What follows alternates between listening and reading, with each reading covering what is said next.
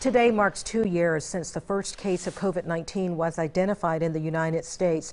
In a matter of months, the virus spread to every corner of the country. Now, cases are climbing again with the Omicron variant. WSAV's Brian Ray spoke to local health workers who say this trend of the surges is tiring.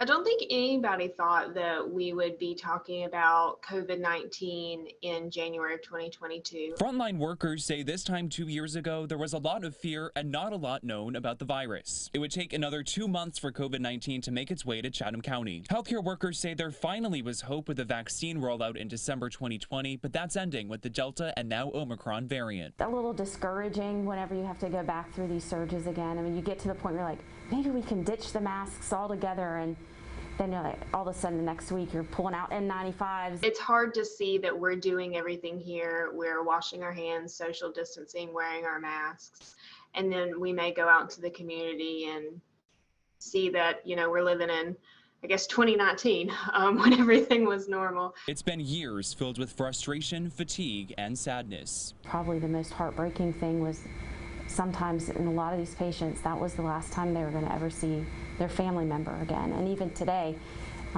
when patients that are COVID positive come to the hospital, they're separated from their families.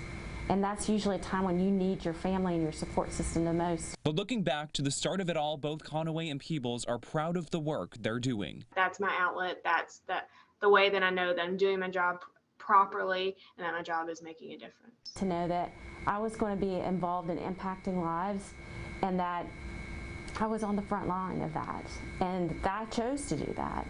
And so that I still have a lot of pride around that today. In Savannah, Brian Ray, WSAV News 3 on your side. Looking ahead, healthcare workers say they expect these surges will only continue, and it is something they'll learn to manage.